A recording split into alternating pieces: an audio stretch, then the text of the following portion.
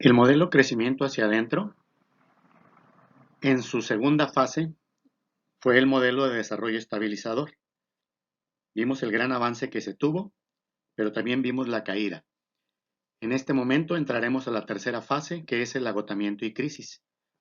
El modelo agotamiento y crisis se va a dar en dos gobiernos, el gobierno de Luis Echeverría y el de José López Portillo. Analizaremos primero el modelo de desarrollo compartido, que así le va a llamar él, entre 1970 y 1976.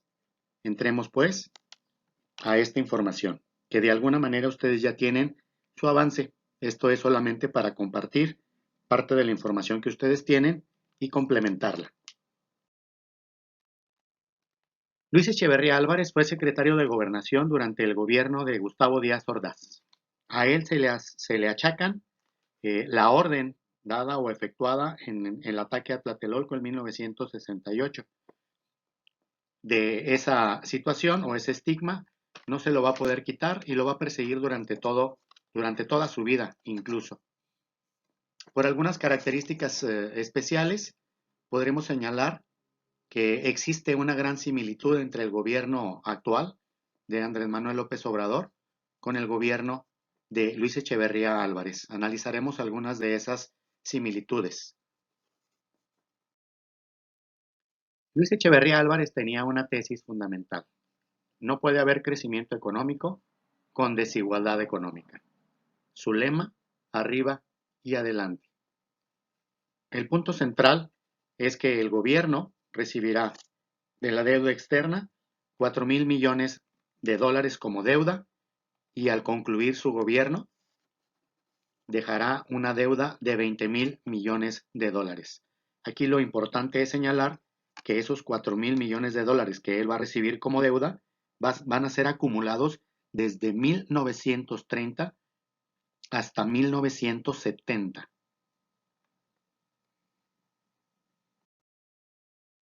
¿Cuáles eran las características de su gobierno?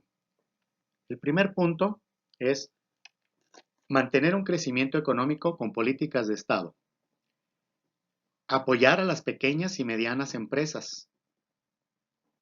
Cuando digo apoyar a las pequeñas y medianas empresas, cuando hablamos de similitudes, no sé si esto les pueda parecer a algo que está sucediendo en la actualidad, en esta pandemia, y con lo que Andrés Manuel está ofreciendo.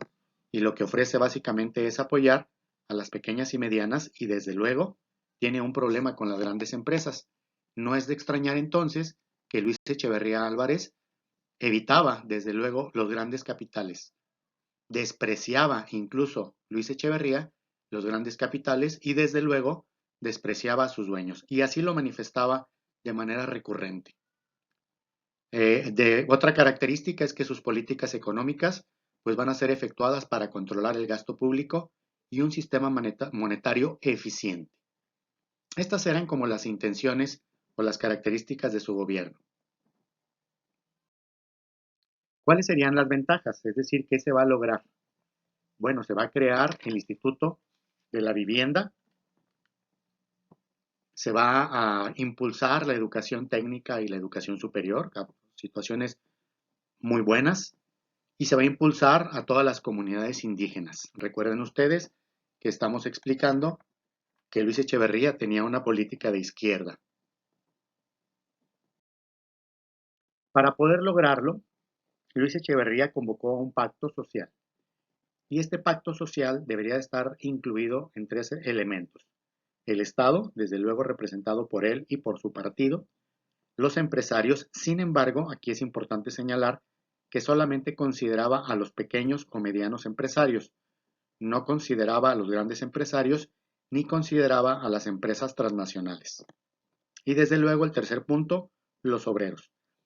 En este pacto social lo que pretendía es que si los obreros necesitaban algo, el Estado tendría que interceder entre los empresarios para poder lograr acuerdos y al final establecer condiciones específicas. Por ejemplo, si se quería un aumento de sueldo, el Estado acudía con los empresarios y lo que se hacía para establecer ese acuerdo era se congelaban precios.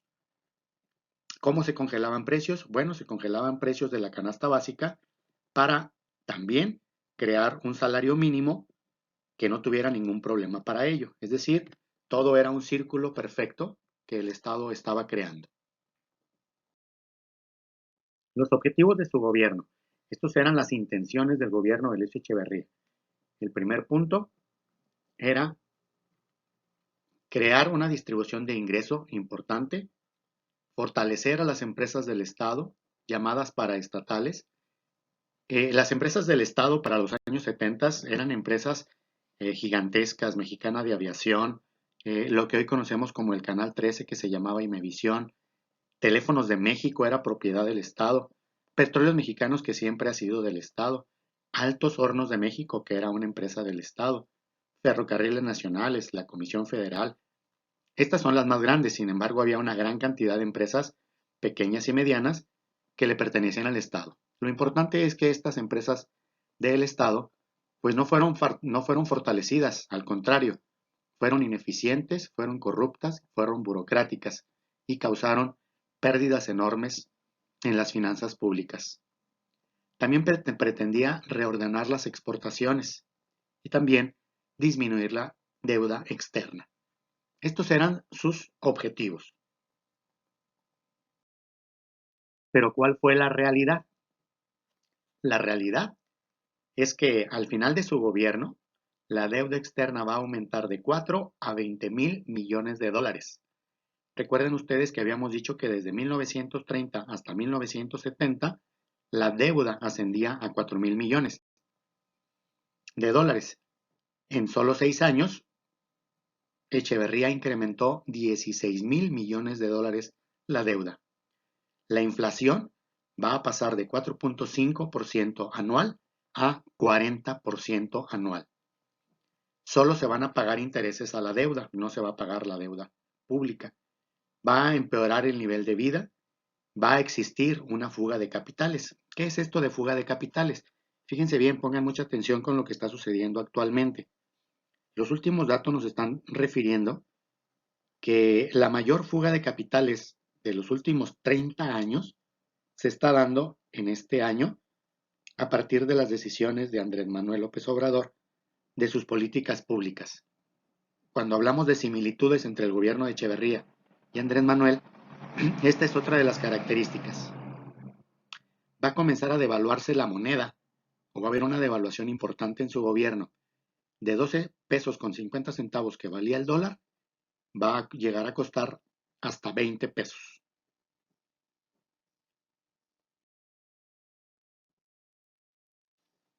Su gobierno fue caracterizado por su política de izquierda. Era ampliamente conocido en el mundo que Luis Echeverría despreciaba a los grandes capitales y a los capitalistas en sí. Y las acciones de gobierno lo representan. Tiene una gran amistad con Fidel Castro, apoyó las políticas de Salvador Allende en Chile, impulsó el paracaidismo a las personas campesinas o personas de bajos recursos, les permitió que ocuparan predios o terrenos de las diferentes comunidades o incluso ciudades, surgiendo algo que le llamaron paracaidismo. Permitía las invasiones de predios, apoyando a los invasores y no apoyando a los dueños de los predios.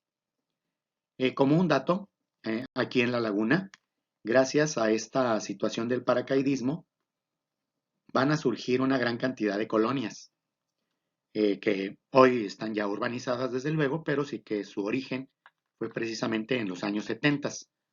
Colonias como la Pancho Villa, la Moctezuma, la Aviación, etcétera, todas ellas son de origen de lo que se llamó en ese entonces el paracaidismo.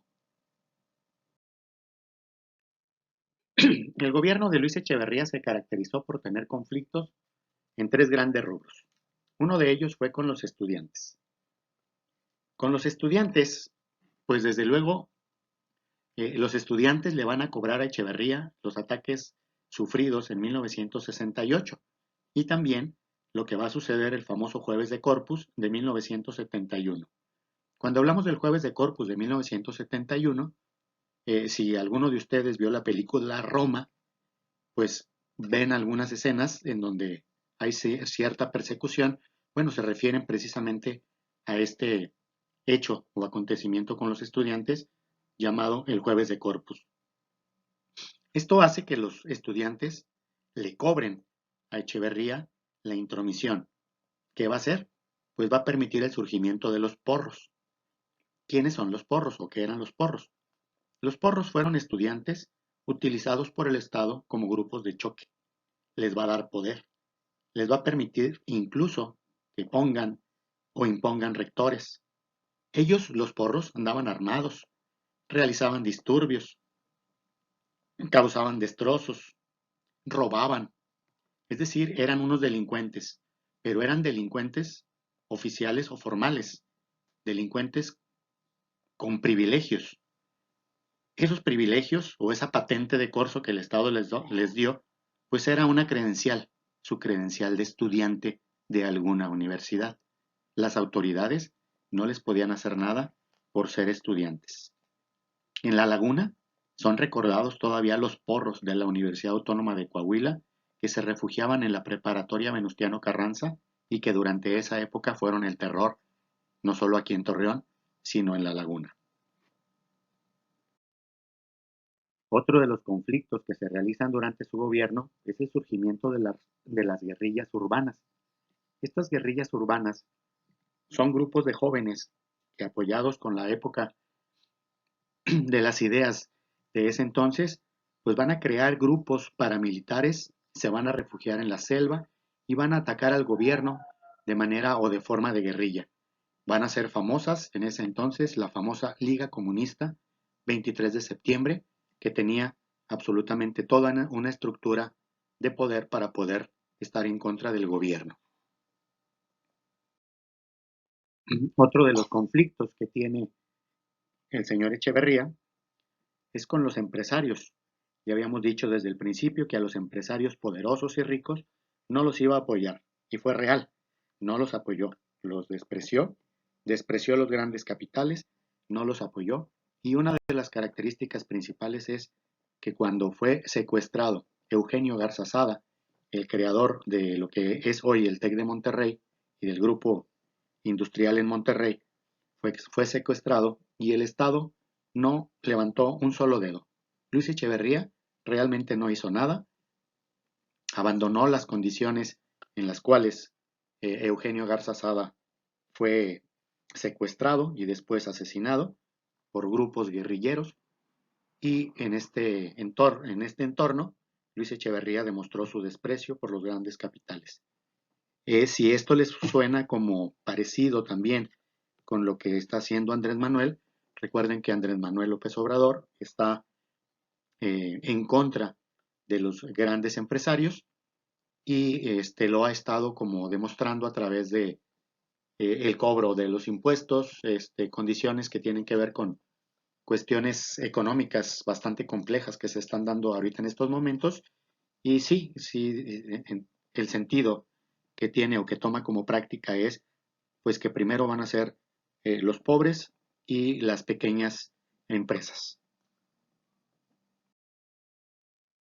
Como una característica del gobierno del señor Luis Echeverría es que en su gobierno no realizaba pues las reuniones diarias que se tienen hoy con el gobierno de Andrés Manuel, pero sí era muy dado a hacer correr rumores desde el gobierno. Es decir, el mismo gobierno lanzaba las noticias o los rumores y los desataba con el fin de crear incertidumbre, y después el Estado, con todo su poder y con toda su fuerza, salir adelante y echar abajo estos rumores que ellos mismos lanzaban o proponían. Incluso hasta golpes de Estado establecían en esas condiciones. Y por último, pues un dato nada más como un dato interesante de la época. En 1973, pues va a llegar a la Ciudad de México el poeta macuspano Andrés Manuel López Obrador, un joven que va a ingresar a la universidad y posteriormente se va a inscribir al PRI. El joven Andrés Manuel era un admirador de Luis Echeverría Álvarez va a entrar al partido y no solamente eso, es el autor del himno del Partido Revolucionario Institucional que se entona en cada una de sus asambleas.